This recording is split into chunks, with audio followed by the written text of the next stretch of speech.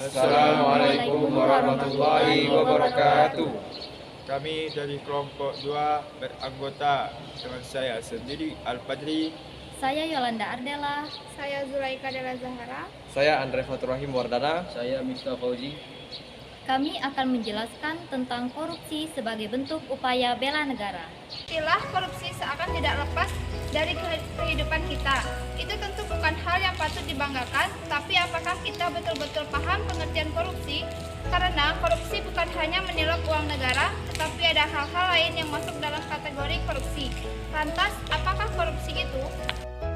Menurut Undang-Undang Nomor 20 Tahun 2001, dari sudut pandang hukum, tindak pidana korupsi secara garis besar memenuhi unsur-unsur seperti perbuatan melawan hukum, penyalahgunaan kewenangan, kesempatan atau sarana, memperkaya diri sendiri, orang lain, atau korporasi, dan merugikan keuangan negara atau perekonomian negara. Jenis tindakan pidana korupsi yang banyak dilakukan oleh korporasi, baik itu penyelenggaraan negara maupun pihak swasta, meliputi 1. Suap menyuap. 2. Penggelapan dan penyalahgunaan kekuasaan. 3. Benturan kepentingan dalam pengadaan barang dan jasa. 4. Gratifikasi dengan fasilitas. 5. Pemerasan permintaan sepihak dari pejabat. 6. Perbuatan curang. 7.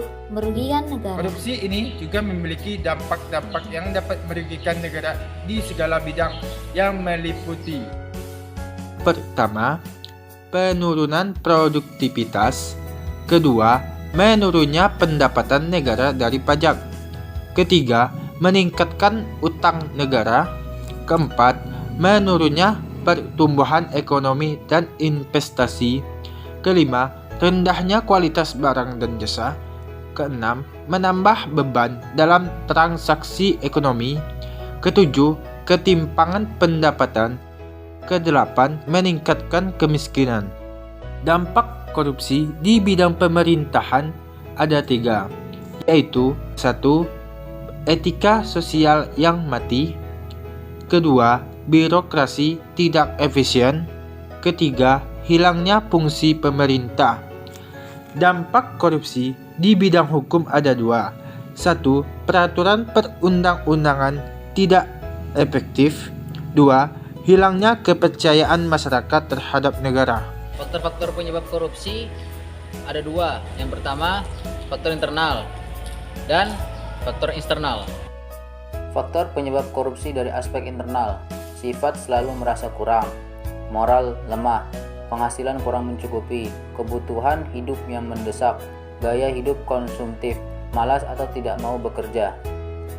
Faktor penyebab korupsi dari aspek eksternal, kurangnya sikap keteladanan pimpinan, tidak ada kultur organisasi yang benar, kurangnya sistem akuntabilitas yang benar, kelemahan sistem pengendalian manajemen.